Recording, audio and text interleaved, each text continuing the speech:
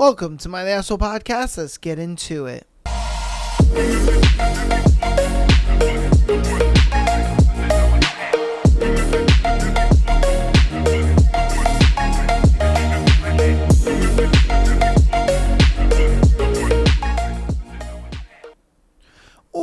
Welcome, ladies and germs, to the Am I the Asshole Podcast.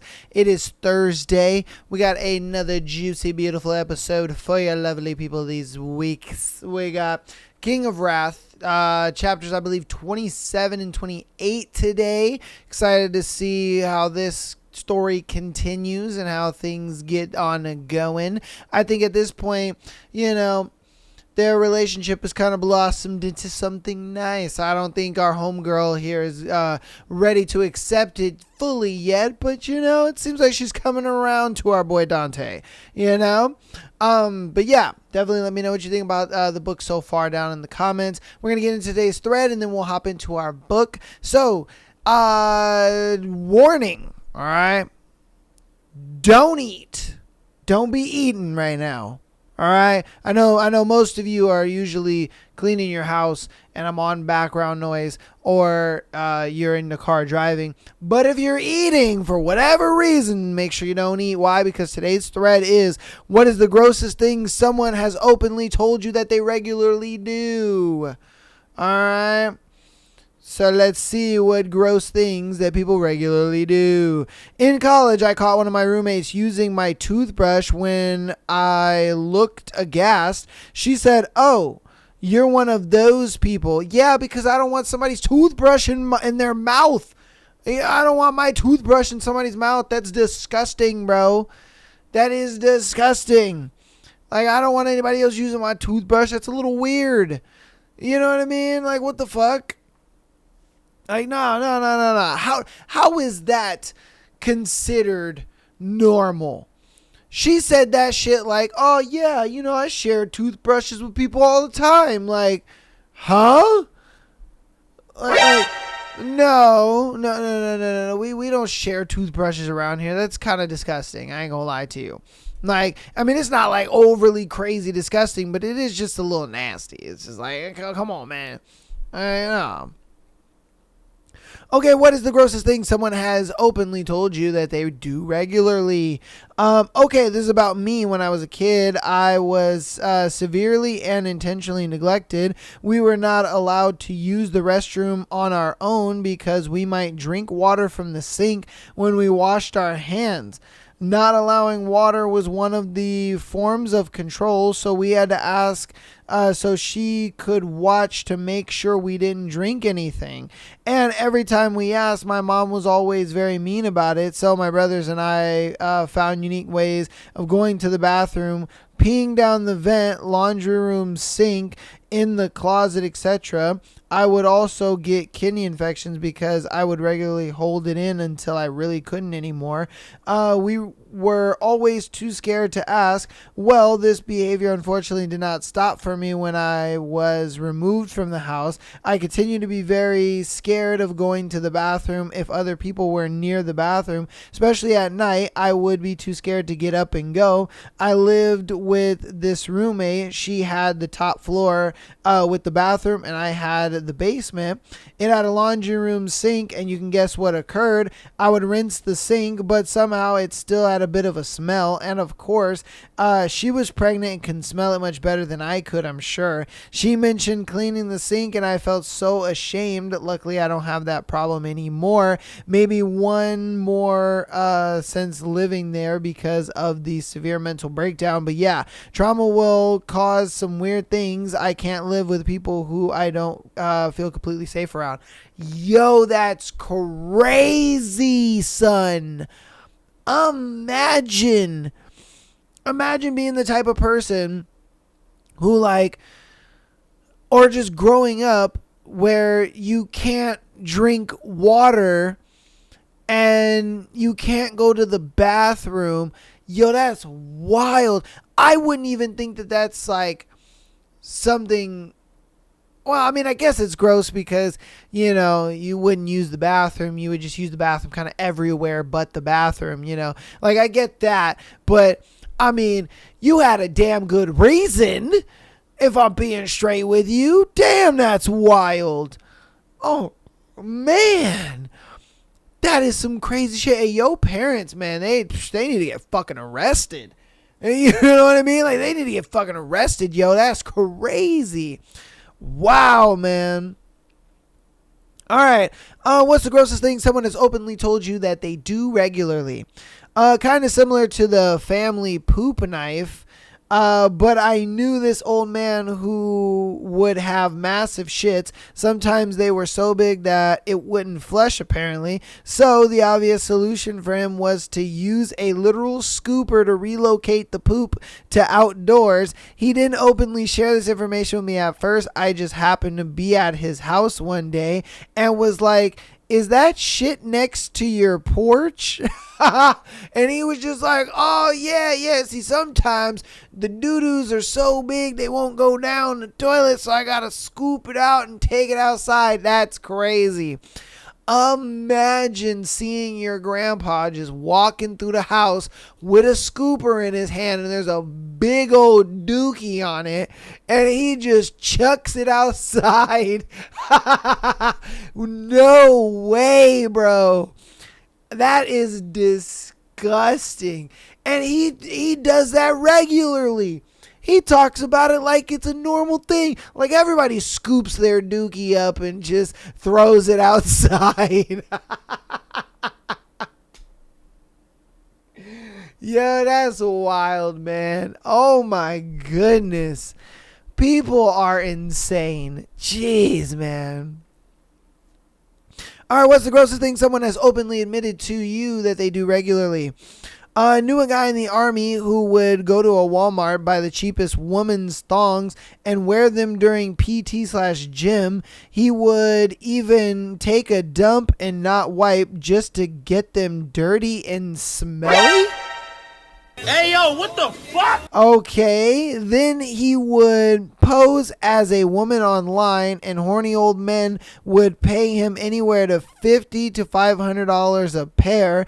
These men were smelling a man's sweaty ass thinking it was a lady. Yo, what? So mans would go to Walmart, get some women chonies, wear them all day, sweating them, get his crusty doo-doo all over it, and these motherfuckers would sit there and buy them? Yo, that's wild, man. My thing is why would you wear them? You know what I'm like, bro? Why would you wear, like, you could easily just wipe your butt with them and be like, boom, here you go. You're like, you don't gotta wear them. What the fuck? Use them as like a sweat rag or something. I don't know. Like, that's insanity to me. That you would wear them. You would go through the I would humiliate the fuck out of him. I ain't gonna lie to you. Like, there's no way a dude could be walking around doing PT and all that shit in a thong. And I ain't criticizing. Nah, bro, that's crazy. That is absolutely insanity just for him to go sell them for money. That's crazy, bro. That's crazy. All right, what is the grossest thing someone has openly admitted to you that they do regularly? There was this kid who was on the wrestling team at our school who talked about not taking showers. He wasn't bragging about it or being obnoxious about it, just said it in passing a couple times. Anyway, he wasn't taking showers for like weeks at a time. Almost everyone on the wrestling team complained about how bad he stunk, and nobody wanted to wrestle him. It got so bad that he actually got kicked off the team because he was so dirty he was giving other kids some sort of skin infection just being in contact with him. Oh God, bro, what the fuck? Like, your parents weren't making you shower, bro? I mean, it would have gotten to a point where I would have just dumped water on him while he slept. I ain't gonna lie to you. Like, dude, that's disgusting as hell. That is absolutely disgusting as hell. Like, why would you not want to take a shower? You have access to a shower and clean water and all. Like you have access to that. It takes like 2 seconds to take a shower, my guy. You know what I mean? Like, it's not that bad. Like, what the fuck is going on? I don't know, man. That's crazy to me. If I'm being honest with you, that is absolutely crazy. The fact that you can't just take a shower. Like, the fact that there are people who just don't want to take a shower. They feel like, oh, no, it's more natural, man. Oh, like, no, bro. No. Even, you know, people in the fucking Stone Age and all that shit, they showered. All right. They went down to the river and they showered. They did laundry. Like, no, don't give me that shit. You know what I mean? Even Native Americans and Aztecs and all them, they showered, bro. They didn't walk around with stank butt. All right. None of this natural bullshit. No, that's craziness. All right, what is the grossest thing someone has openly admitted to you that they do regularly? When I was in the Navy, I worked with a guy who refused to take showers. Nigga. Man, these motherfuckers just don't like taking showers.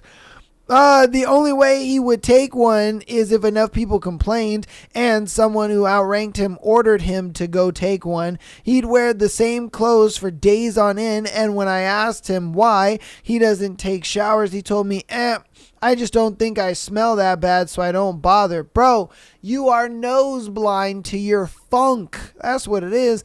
Mind you, we were cooks, and out of everyone on the ship, we had to have the best hygiene. We worked long, ungodly hours and were bone tired at the end of the day, but no matter how tired I was, I made time for a shower. But this man was just allergic to showers. Another guy earlier on got kicked out, and when they were going through and cleaning out his bed, after he was gone, they found a huge black rubber dildo with a fist on it that still had shit smeared on it. Yo. Hey, yo, what the fuck? What did he say? That's crazy. So not only was man not taking showers, but they found a fisting dildo with doo-doo on it because homeboy was just up in his bed shoving a dildo up his booty hole. That's crazy, son. Yo, what the fuck, man? Yo, wow. Just, yo, what? Yo, what? That is crazy. What in the hell? Yeah, I ain't got words, man. Oh my Lord. All right, man. Wow. All right. What is the grossest thing someone has openly admitted to you that they do regularly? I knew a guy who said he used to wipe his mozzarella on the wall of his bedroom after he jerked off. Okay, apparently he meant mozzarella as his jizz. So homie would bust a nut and then smear his nut on the wall.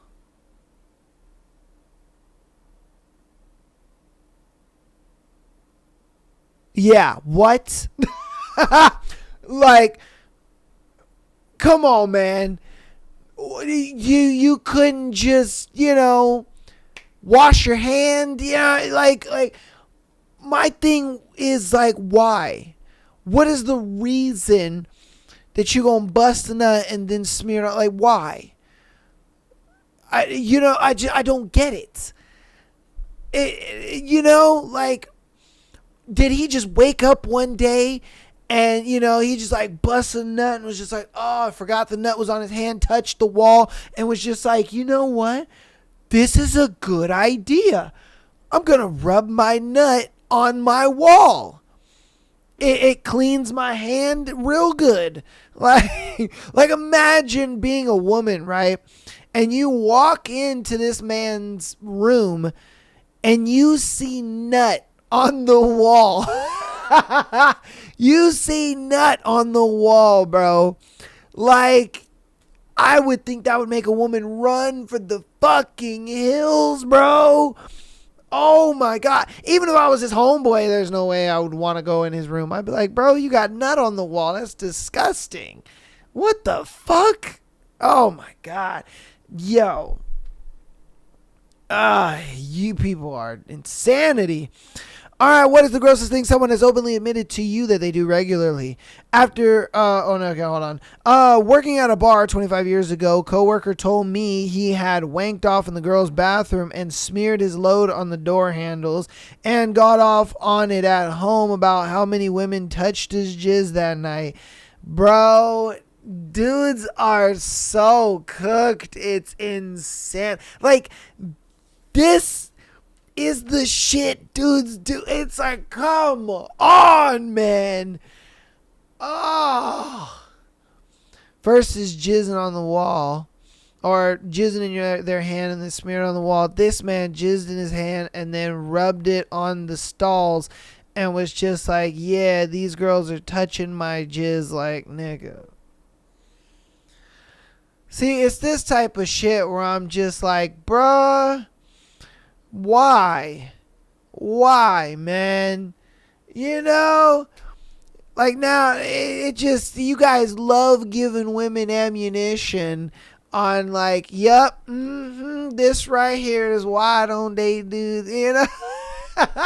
Because it's like, bruh, dudes are just weird, man. And it's crazy because it's one of those things where it's like, dudes are so out of pocket and weird, right? It's like, as a normal guy myself, when I go out on a date with a girl, they literally expect the worst. They expect these kind of guys, and I'm just like, oh my God. Like, it's you guys that make dudes have to work even harder, you know, to get a girl, man, because it's this type of shit, bro. Oh my God. Like I said, imagine being the girl who gives the jizz on the wall guy a shot. Imagine being that girl, bro.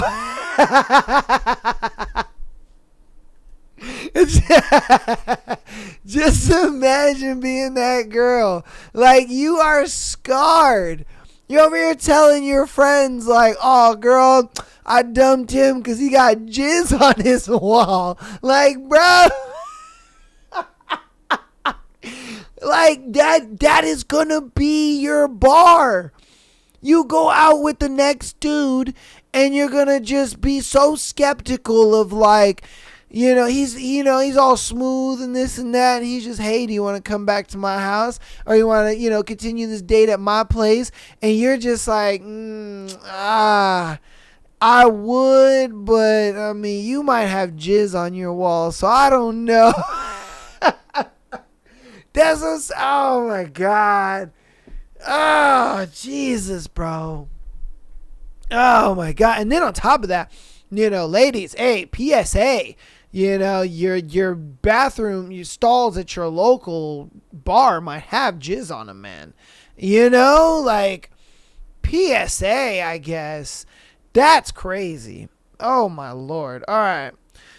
What's the grossest thing someone has openly admitted to you that they do regularly?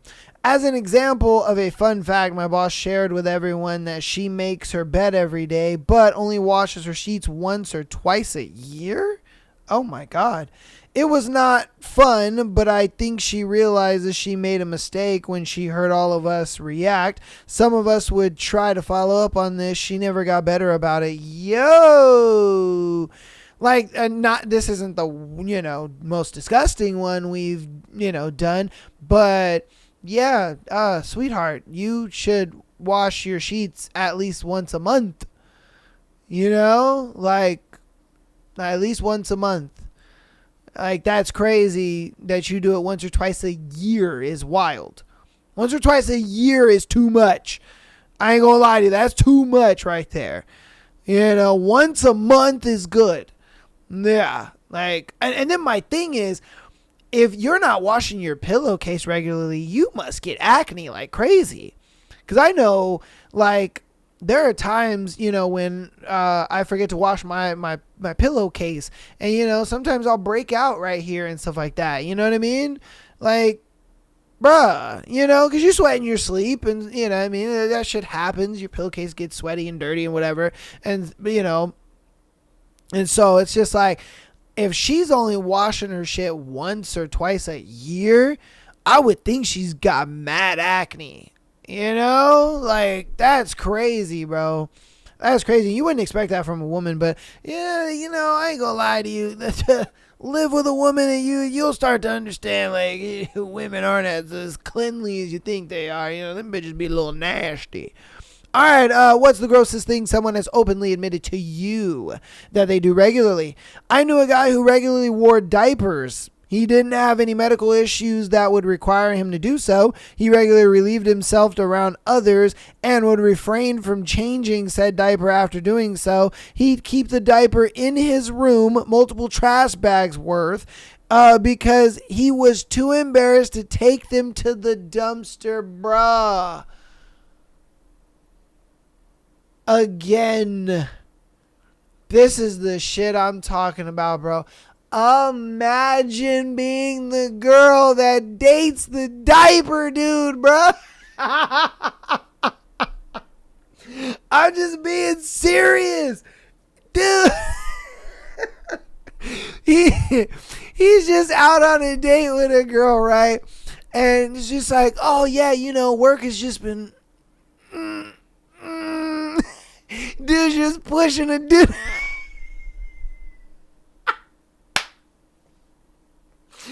Dude is just pushing a doo-doo out right there at the seat. Oh my God, no.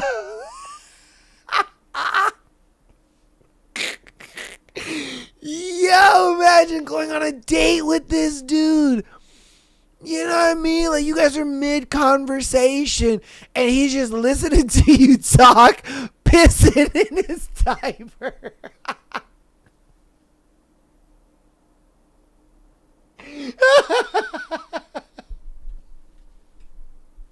That's terrible.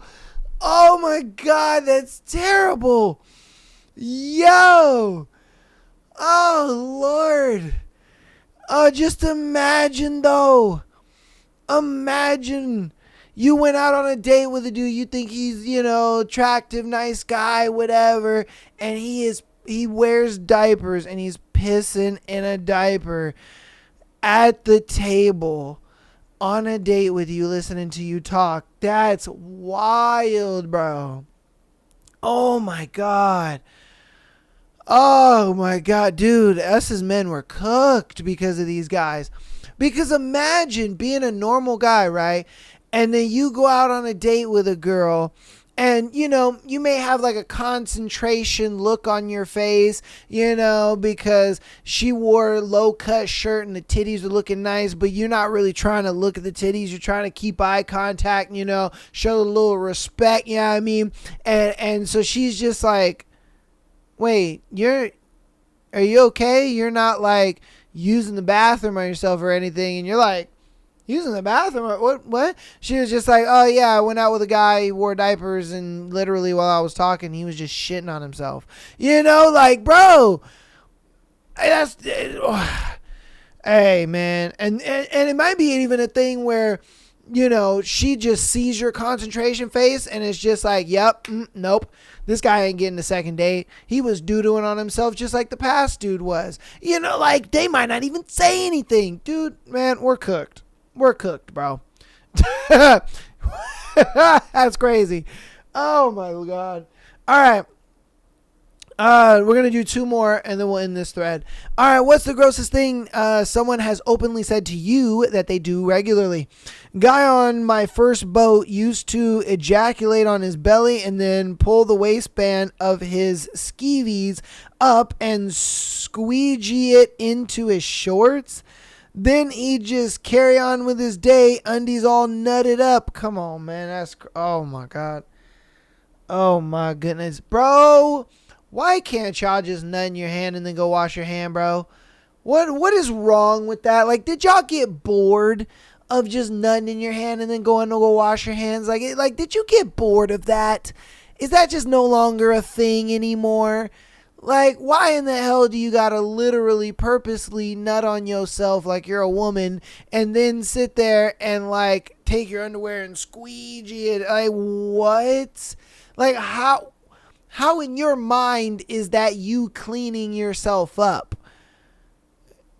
Now you just got nut all over your underwear and you smeared it on your stomach. That's just disgusting, bro.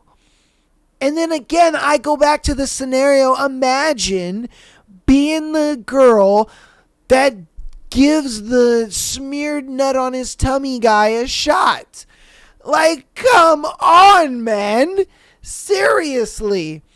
Yo, ladies, you guys gotta let me know. Have y'all dated a dude who was just gross? You know, he was just absolutely disgusting. I gotta know. I gotta know, man. What did he do? You know what I mean? Golly, that is just crazy to me, man. Like, these dudes just don't think about that stuff, I guess. All right, what is the grossest thing someone has openly said to you that they do regularly? I worked with a guy in his mid-20s who had a room at his parents' house. He kept complaining about how his mom was always on him to clean his room because the smell was leaching into the hallway. I told him, then just clean the room. How bad could it be? He proceeds to tell me about the handful of piss jugs he collected in his room. Apparently he gets high on edibles and is too afraid to leave, so he just uses that instead. I asked, are they at least capped? He just shrugged and said, nah. Different story, but the same guy. He also told me about his fingernails and toenail table that needed to be vacuumed off because there was no more room left on it. Bro, what? What? Why in the hell would you want to live around piss jugs? Why? Like, bro, just go to the bathroom. Why would you, like, even if you get high, what is scary about going to the bathroom, my guy? What the fuck? And then I gotta do it. I gotta go back to the scenario. Imagine being the girl that gives piss jug boy a try. You know, think about it. You go to this man's house and you're just like, oh my God. Like, you go to his room and you're just like, why does it smell like that in here? And you know, and he's just like, oh yeah, damn, that's probably just my piss jugs. And you're just like, What did he say? your what jugs? Oh, no. Yeah, no, I'm good. And then you go on a date with another guy. He's smooth, suave, all that good stuff. Hey, you know, how about we continue this date over my house? And then you're just like, no, I'm good. You know, nah. Because in your head, you're like kind of assuming, you know, what's next? You know what I mean? Do they got fucking, you know, doo-doo bags in their fucking room or something? It's just, oh my Lord. This thread has just proven to me that dudes are cooked, bro. And I see why a lot of women don't want to date a lot of dudes. Because of this bullshit. And I guarantee you, they've gone out with some of these kind of guys. And they're just like, wow, disgusting. Never again. You know what I mean? Like, damn, man. Damn. Oh, that's crazy. You guys let me know what you think about that, this thread in the comments, because boy, was it wild and it was funny all at the same time. God damn. All right, we're going to get through announcements and then we're going to get right into our book. So, patreon.com/Am I the Asshole podcast. Get an exclusive episode every single Friday, as well as being able to send in your scenario to be featured on the Tuesday and Sunday shows. If you are a Spotify listener and you want to get a part of the Patreon, don't worry. As long as you are a 7-day free trial member or you are a full paid member, you can watch all, or you can listen to all of the Patreon episodes on Spotify. All right, I got you guys. Don't worry. Spotify members and audio listeners, thank you guys for all the support. I appreciate you guys for coming out every week, downloading the episodes, all that good stuff. Thank you so very much. If you guys want to help us out even more, go ahead and follow us on Instagram, TikTok, as well as YouTube. And if you want to come and check out our live streams, last week on Friday, Halloween, we did a new book. We are covering a new book on lives now. It's called Haunting the Hunter. It is very good. We will be continuing that book on Sunday on live. So if you want to check out that book, definitely watch the live stream we did on Friday, get caught up, and then catch us on Sunday. Maybe finishing the book. I'm not 100% sure, but we are going to be continuing the book. So definitely get tapped in on that. I'm excited because I really like the book. It's really good. It's a really fucking good book. So definitely check that out if you haven't already. Without further ado, though, let's get into King of Wrath. I believe it's chapters 27 and 28, if I'm not mistaken. I might be wrong on that, but we'll get into the book right now. Let me make sure everything is good. Chapter 27. Vivian. Dating Dante was like rediscovering a part of myself I'd buried when I realized my future was not my own.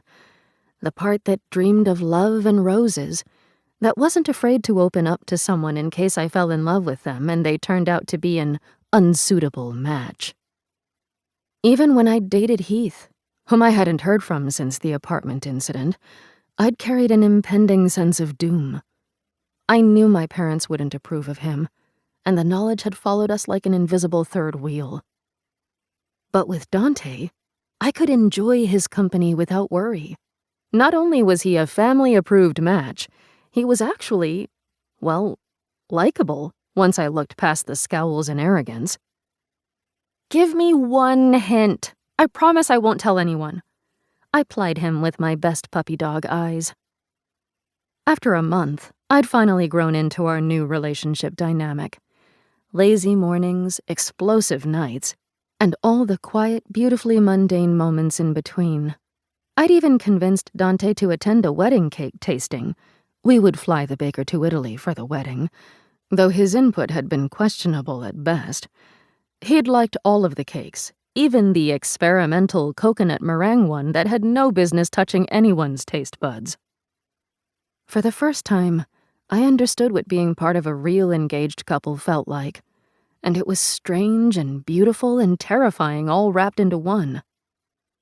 Dante's mouth curled into a grin. We were making progress on the less frowns, more smiles front. Not a lot, but some. At this point, I took what I could get. That would be a convincing argument if the surprise wasn't for you, Miyakata. He drawled.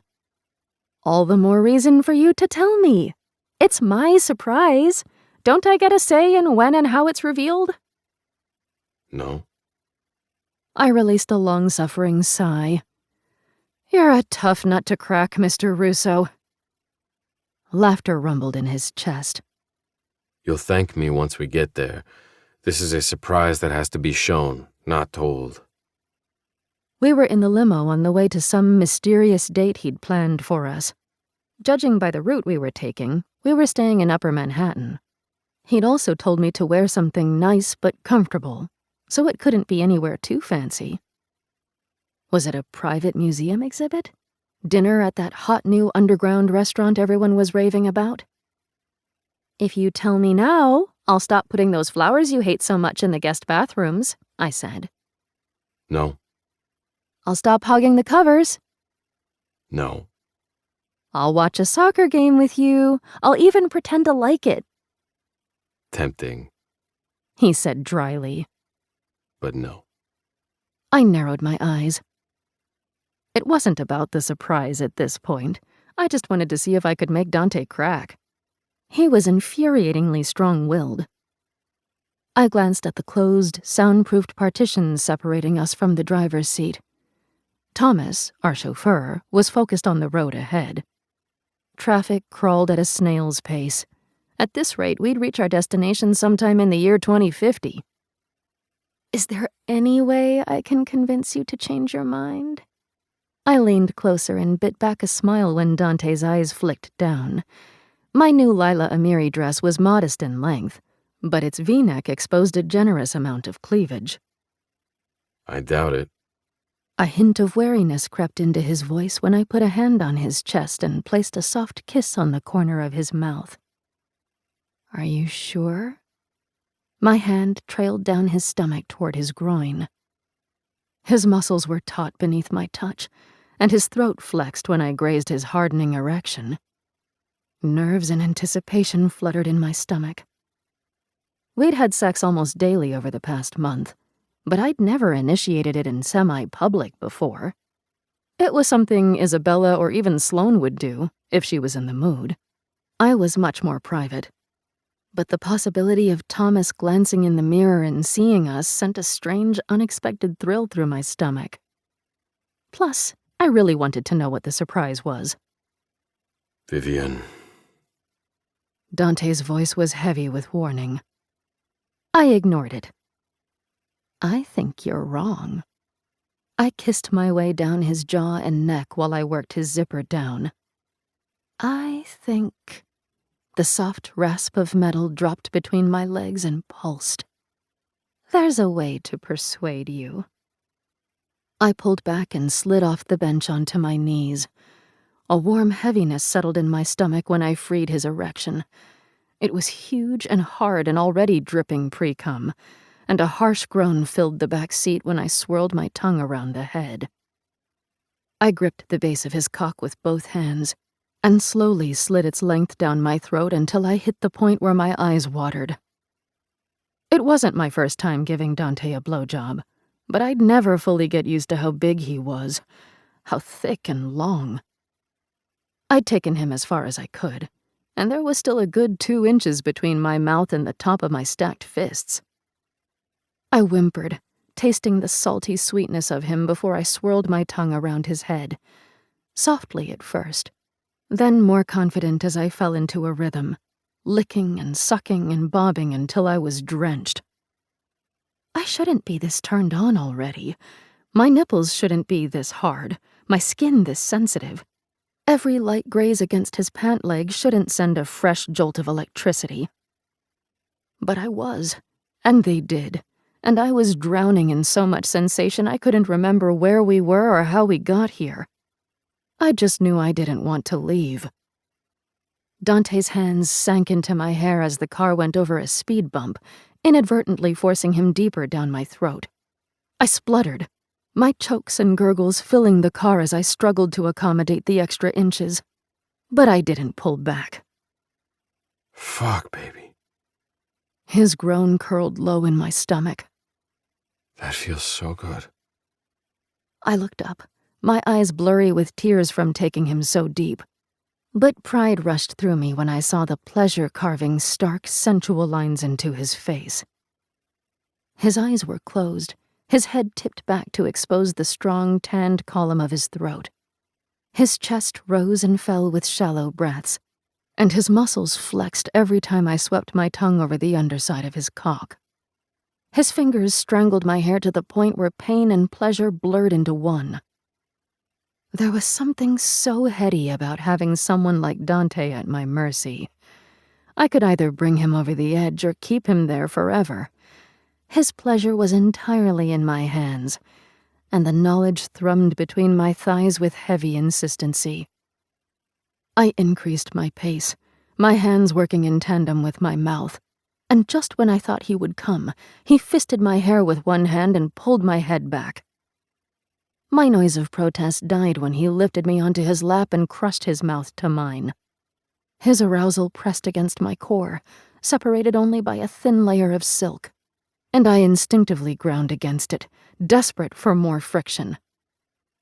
Another harsh groan vibrated down the length of my spine. You're going to be the death of me. Dante's stubble scraped across my skin as his mouth trailed a line of fire down my neck. He closed his teeth around the strap of my dress and gently tugged it down while he raised my hips so he could push my soaked thong to the side. I didn't have time to do more than gasp before he was inside me, filling me to the hilt with only one thrust. I only had a few seconds to adjust before he gripped my hips and slammed me down again on his cock, hard, while he drove up inside me. Again and again, harder and faster, until my toes curled and the pressure building inside me neared a breaking point. I clung to him, my head thrown back, my body nothing more than a mass of sensation as I matched his rhythm. I bounced up and down, grinding my clit against him on every downstroke. Just like that. Dante growled. He grazed his teeth across my nipple, his breath raising goosebumps all over my skin. Ride my cock like a good girl. An embarrassingly loud moan climbed up my throat when he closed his mouth around the pebbled peak and sucked.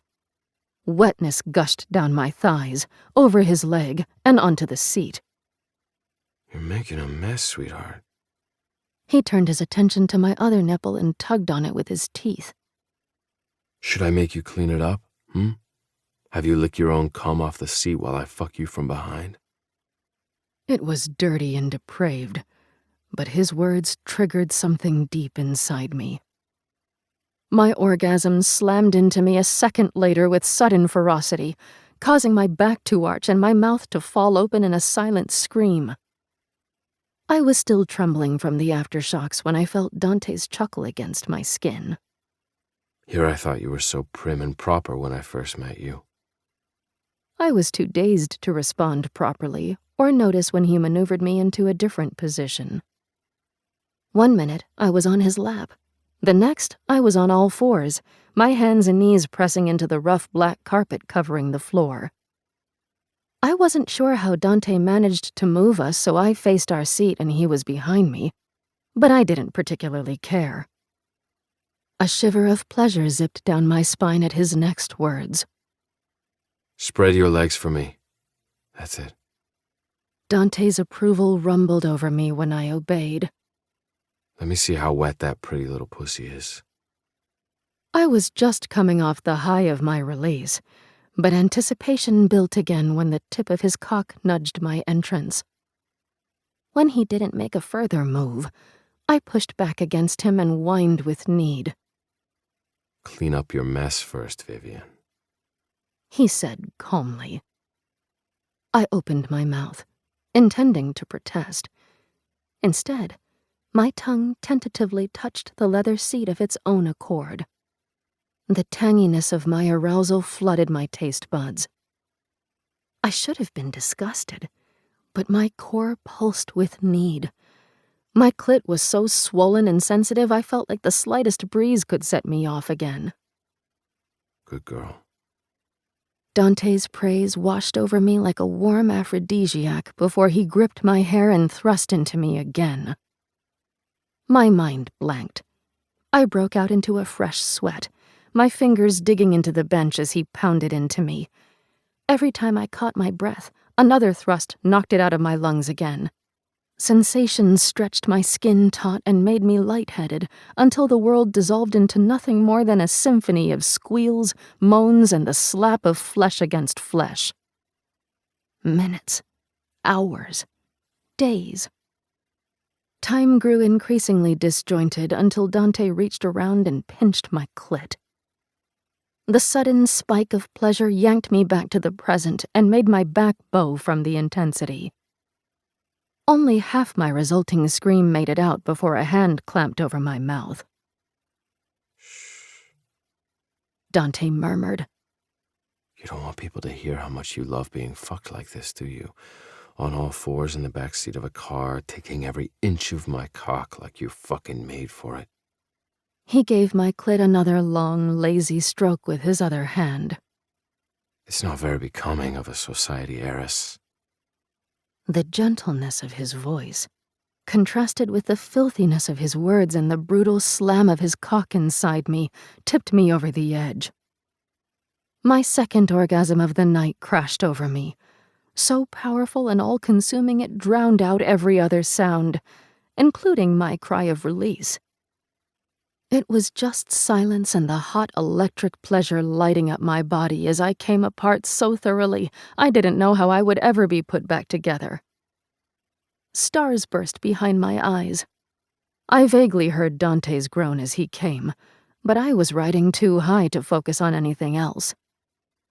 Just when I thought it was over, another wave dragged me under, again and again, until I was a limp, trembling mess, held together only by Dante's arm beneath my waist and the weight of his body above my own. He smoothed my hair back from my face and kissed my shoulder as I gradually drifted down from my peak. I slumped forward, trying to catch my breath while Dante cleaned me up with a tissue and pulled my dress down. He didn't speak, but the tenderness of his actions said more than words could. When my breathing evened out, he lifted me onto the seat again and handed me my purse. We're here. His voice smoothed into its usual velvet, albeit one with a faintly ragged edge. What? I tried to make sense of his words through my post-climax fog. A smile tugged on his mouth. I didn't know when, but he'd somehow already fixed his clothes. Save for his tousled hair and the color on his cheekbones, he looked like he'd spent the past half hour chatting about the weather instead of fucking me into oblivion. We're here. He repeated. He rubbed a gentle thumb over my bottom lip. Might want to fix your lipstick, Miyakata. As beautiful as you look freshly fucked, I would hate to ruin our evening by having to kill every other man who sees you like this. My cheeks flushed, doubly so when I caught my reflection in the car window and saw the distinctive white building outside. We were at Valhalla, which meant we'd passed through security while we were... Heat raced from my face down over my neck and chest. My hair was a mess, my mascara and lipstick smudged, and little red marks from Dante's teeth and stubble peppered my skin. Anyone looking at me would know exactly what I'd been up to. But despite my embarrassment, I couldn't bring myself to regret what happened. That had been the best sex of my life. Hands down. Don't worry. Dante accurately assessed my worry. The windows are tinted and Thomas is on the authorized guest list. They couldn't see us from the front. Thomas? Oh, God! What if he'd looked in the rearview mirror and... The partition is also tinted. Dante added. Right. I avoided his gaze as I fixed myself the best I could. Luckily, I always carried a mini makeup kit with me, but there wasn't much I could do about the marks on my skin, so I settled for borrowing Dante's jacket. My heart thumped when Thomas opened the door for us. He bid us a polite good evening, his face studiously blank. My skin flamed anew. He might not have seen or heard us, but he definitely knew what we'd been doing. Don't say a word, I warned as Dante and I walked toward Valhalla's entrance. I won't. Laughter lurked beneath his voice. But if it makes you feel better, it's not the first time Thomas has seen action in his back seat. I slid a sideways glance at him. Make a habit of limo sex, do you? Amusement pulled at the corners of his mouth. He used to work for William Haverton. The man is in his 60s but has a fat wallet and the libido of a college frat boy. You do the math. We passed through the club's foyer. I assure you I don't make a habit of limo sex. Oh, I cleared my throat. I see. His smile blossomed in full, dark and wicked. Jealous? Not in the least. I held my head high and ignored his knowing chuckle. It was only when we reached the elevator that I realized I'd completely forgotten to ask him about the surprise date before we arrived. Since Valhalla's top 2 floors had been closed during the fall gala, Dante gave me a quick tour of the places we'd missed during my last visit, including the spa, an indoor bowling alley, and an arcade lined with rare vintage games. I would have enjoyed it more had I not been so impatient to find out what the big mystery date was. Are you still mad you didn't get the surprise out of me in the car? Dante asked as we stopped in front of a set of double doors on the 4th floor. No. Yes. At least we both got orgasms out of it. He drawled. It was a win-win situation. Laughter crinkled the edges of his eyes when I swatted his arm, my face hot, but his boyish smile was so endearing I couldn't hold on to my annoyance. Like I said, it's something that's better seen than told. He tilted his head toward the closed room.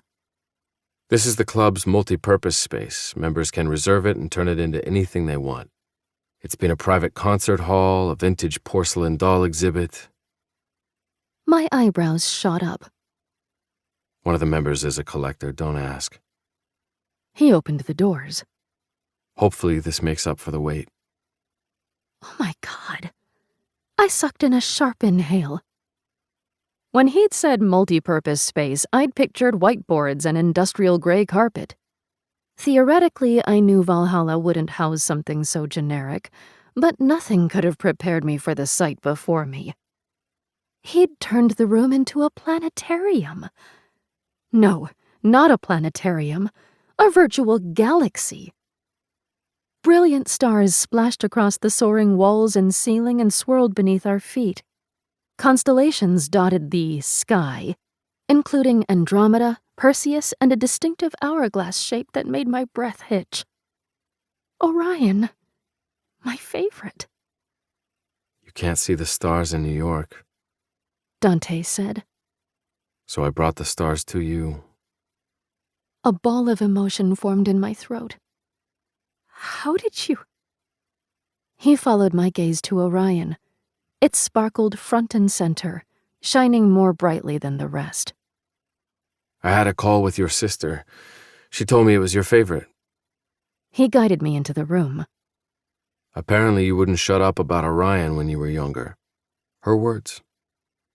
Agnes would say that. Dante's face softened with an uncharacteristic hint of uncertainty. Do you like it? I laced my fingers with his, my chest indescribably tight. It's perfect. We'd gone on more than half a dozen dates over the past month.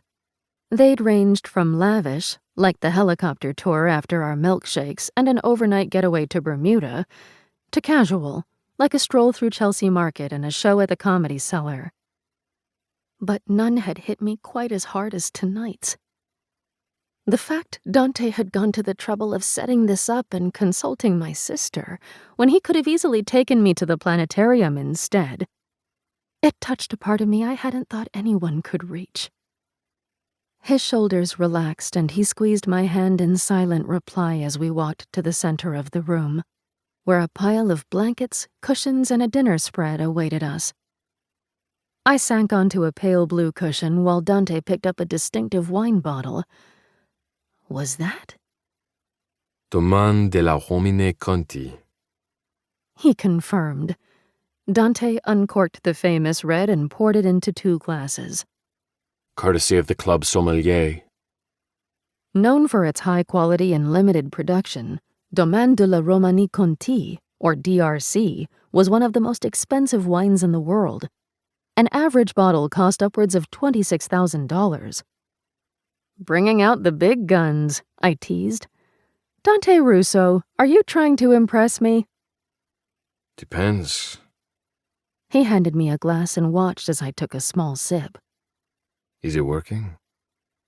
The rich flavors of berry fruits, violets, and cassis burst onto my tongue, mixed with a fine minerality and complex earthiness. Textural, potent, elegant. No wonder people were willing to shell out the big bucks for a bottle. It was the best wine I'd ever tasted. Yes, I said, already heady from one sip and a night that had barely begun. Quite well. Then yes, I am. His eyes danced with amusement as I went back for seconds. You're turning red, Miyakara. I was extremely sensitive to red wine, which was why I usually stuck with whites and rosés. Even those made my face glow crimson after a glass or two, but the DRC was too exquisite to waste. It's not my fault, I said, embarrassed. It's the tannins. It's adorable. He brushed a thumb over my flushed cheek. Warmth curled low in my stomach. Grumpy, brooding Dante had grown on me the past few months. But sweet, playful Dante? He was kryptonite to my heart. After dinner, I pulled a blanket over us and rested my head on Dante's shoulder, half sleepy and half buzzing from the high of the date. He wrapped an arm around my waist, the weight strong and comforting against my back. The stars twinkled above us like a display of diamonds on midnight velvet. They were projections, but they looked so real I almost believed we were somewhere in the wilderness, watching the skies and listening to the silence. When I was little, our parents would take us camping. I didn't know where the words came from, but they felt right for the moment. My father would drive, my mother would pack way too many snacks, and my sister and I would try to spot as many states' license plates on the road as we could. I hated bugs, and I wasn't a big outdoors person, but I'd loved those trips because we'd done them as a family. Since then, we'd upgraded to summers in St. Tropez and Christmases in St. Barth's, but I missed the simplicity of our early family vacations. At night, when we were supposed to be asleep, Agnes and I would sneak out of our tent and count the stars. I continued. We'd pretend they were people living in a celestial realm and made up backstories for all of them. Any interesting ones? I smiled. Tons. One was plotting to overthrow the ruler of the kingdom. Another was having an affair with her awful husband's most trusted guard. Shooting stars were people who'd been exiled and cast down to earth. Dante's laugh vibrated through my body. Sounds like a soap opera. We were children. We had active imaginations, okay? I nudged his leg with mine. Don't tell me you never made up stories about the things around you. Sorry to disappoint, but my imagination isn't as good as yours. He rubbed an absent-minded thumb over my hip. My family never went camping. My grandfather was strictly a resort or private estate type of person. He didn't want Luca and me to lose touch with our culture, so he sent us to Italy with Greta every summer. We have houses all over the country. Rome, Tuscany, Milan. We visited a different place every year. What's your favorite place in Italy? Villa Serafina. His family's estate in Lake Como. The lake, the gardens. 12-year-old me thought it was magical. Where the wedding will take place, I murmured. I can't wait to see it. We were scheduled to stay there in the month leading up to the ceremony. I'd only seen pictures, but even through a screen it was breathtaking. Yes. A strange note entered Dante's voice. Where the wedding will take place. It'll be perfect. My mother wouldn't have it any other way, I said dryly.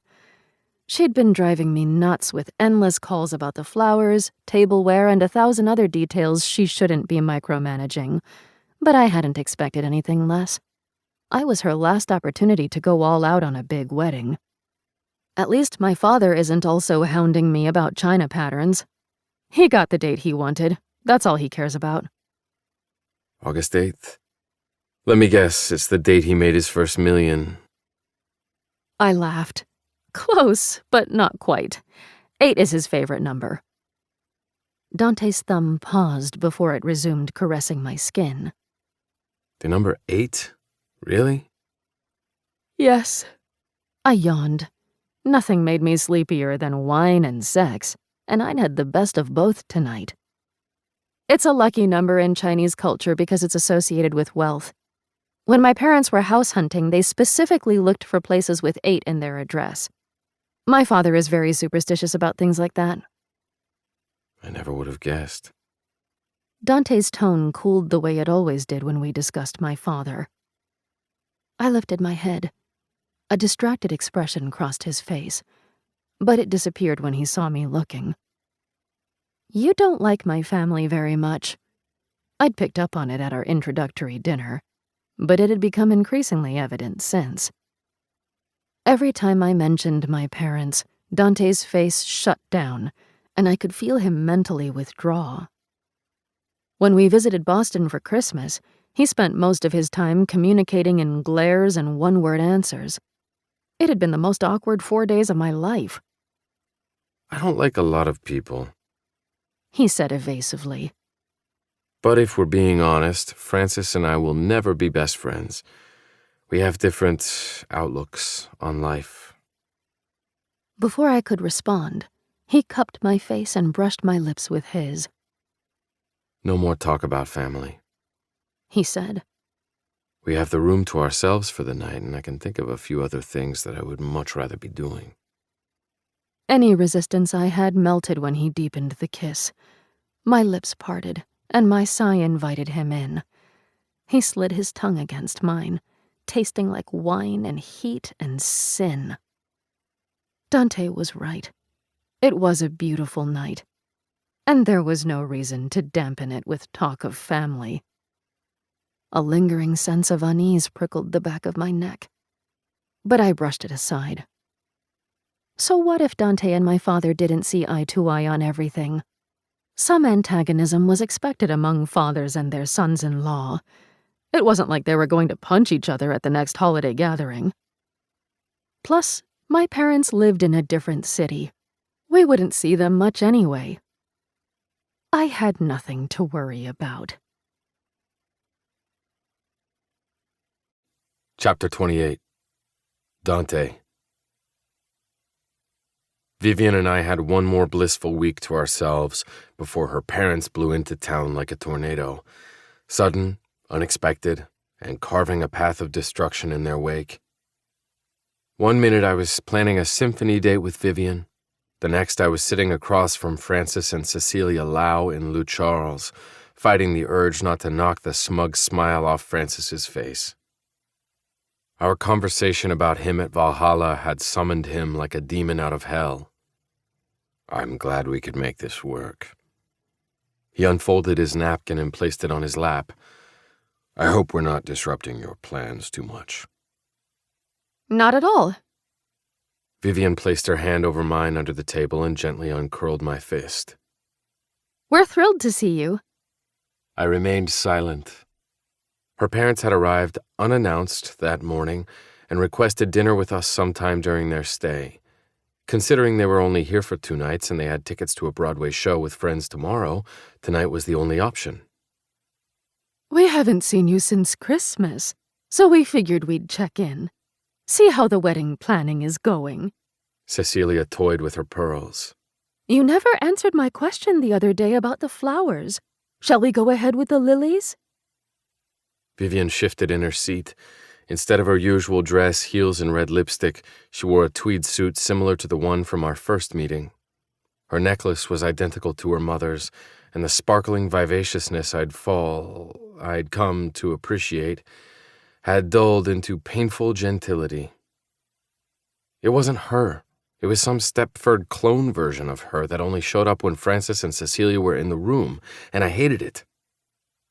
Yes, she said. the lilies are fine. Excellent. Cecilia beamed. Now, about the cake. Thankfully, our server showed up at that moment and interrupted her before she launched into a spiel about icing or whatever the hell she wanted to talk about. We'll have the golden imperial caviar and tuna tartare on foie gras to start, and the lamb chops for the main, Francis said, ordering for both himself and his wife. He handed the menu dismissively to the server without looking at him. I'll have the tagliatelle, please, Vivian said. Francis's brows beetled. This isn't an Italian restaurant, Vivian. They're known for their lamb. Why don't you get that instead? Because she doesn't like lamb, you fucker. My back teeth clenched. Even if Francis weren't blackmailing me, I'd despise him. How could he have gone 28 years without knowing his daughter's aversion to that particular meat? Or maybe he simply didn't care. The wait list for Le Charles reservation is 4 months long, Francis said. Even the governor has trouble getting a table when he's in town. It's ridiculous to waste a meal here on anything other than their best. Vivian faltered. You're right. Can I change my order to the lamb, please? She gave the server an apologetic smile. Thank you. Of course. The server's polite expression didn't waver. We might as well be discussing the weather for all the reaction he showed. And for you, Mr. Russo? I closed my menu with deliberate precision and kept my eyes on Vivian's father while I ordered. I'd like the tagliatelle. Francis's lips thinned. If we were at home, I would have called him out directly, but we were sitting smack dab in the middle of the restaurant. I wouldn't give him the satisfaction of making a scene. How's your brother doing? Francis asked. I hear he's working a sales job at Lohman & Sons now. Seems below his pay grade.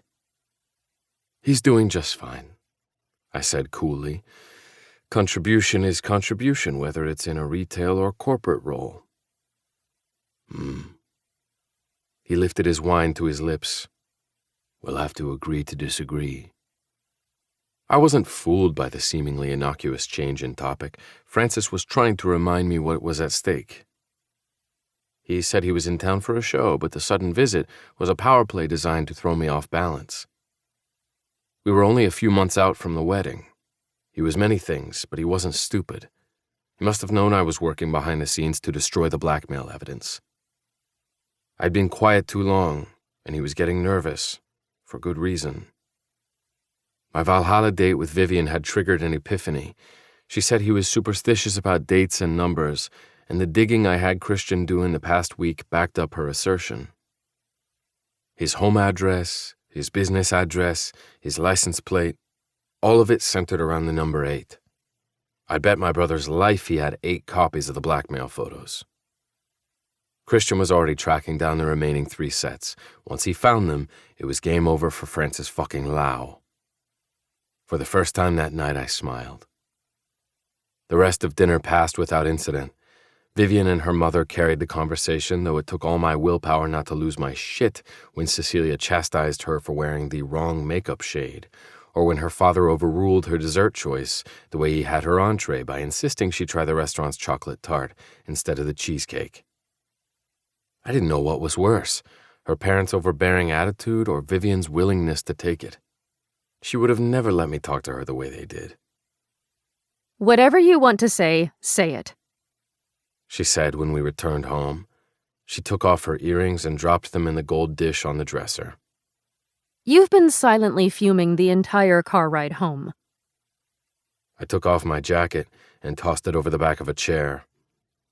Not fuming, simply wondering how you overcame your lifelong disdain for lamb within the past 24 hours. Vivian sighed. It's one meal. It's not a big deal. It's not about the food, Vivian. Aggravation simmered in my veins. It's about the way your parents treat you like you're a child. It's about how you turn into a cardboard cutout of yourself whenever you're around them. I gestured at her outfit. This isn't you. You hate lamb. You're not a tweed and pearls person. You wouldn't be caught dead in that outfit on a normal day. Well, it's not a normal day. A hint of irritation slipped into her voice. I wasn't the only one on edge tonight. Do you think I enjoy having my parents show up at the last minute? Or that I like being criticized for everything I say and wear? Maybe this isn't what I'd choose to wear if they weren't here, and maybe I wouldn't have ordered the lamb if my father hadn't insisted, but sometimes you have to compromise to keep the peace. They're here for 2 days. It's not a big deal. It's 2 days this time, but what about in the future? I asked, my voice hard. Every holiday, every visit, for the rest of your life. Tell me it's not exhausting pretending to be someone you're not with the 2 people who should accept you as you are. Vivian tensed. People do that every day. They go to work and show one side of themselves. They go out with friends and show another side. It's normal. Yeah, except they're not your colleagues or your fucking friends, they're your family, and they treat you like shit. My frustration boiled over into a shout. They're my parents! Vivian's voice rose to match mine. They're not perfect, but they have my best interests at heart. They sacrificed a lot to give me and my sister the type of life they never had growing up. Even before we were rich, they worked their butts off to make sure we could afford the same clothes and field trips as our classmates so we weren't left out. So if I have to give up some things temporarily to make them happy, I will. Temporarily, huh? Is that why your father basically sold you both off in exchange for a rung up on the social ladder? Vivian's face paled, and regret slammed into me, hard and fast. Fuck. Viv. No. She held up a hand. That was exactly what you meant to say, so don't take it back. My jaw tightened. I don't see you as a bargaining chip, but can you honestly tell me your parents feel the same way? I'm not trying to make you feel bad, amore mio, but you don't have to put up with their bullshit. You're an adult. You're beautiful, successful, intelligent, and 3 times the person either of them will ever be. You have your own money and career. You don't need them. It's not about needing them. It's about family. Frustration etched lines on Vivian's face. We do things differently, okay? Respect for our elders is important. We don't talk back just because we don't like what they say. Yeah, well, sometimes elders are full of horseshit, and you need to call them out on it. I was belaboring the point, but I hated how Vivian turned into a shell of herself around her parents. It was like watching a beautiful, vibrant rose wither before my eyes. You can. She fired back. You grew up the heir to the Russo Empire. Yes, I know it wasn't all fun and games, but you were still the center of your grandfather's attention. I had to be perfect just to get an ounce of affection. My grades, my image, everything. That's my fucking point. You shouldn't have to be perfect to get your parents' affection. That's my point. I do. We stared at each other, our chests heaving, our bodies close, but our minds light years apart. Vivian broke eye contact first. It's been a long night, and I'm tired. She said. But I wish you'd at least try to see where I'm coming from. Your view of the world is not universal. I want a partner, Dante. Not someone who'll berate me because he doesn't agree with the way I handle my relationship with my own family. Remorse blunted the edge of my anger. Sweetheart. I'm going to take a bath and do some work after. Don't wait up for me. The bathroom door closed with a click behind her. That night, for the first time since we started dating, we went to bed without kissing the other goodnight.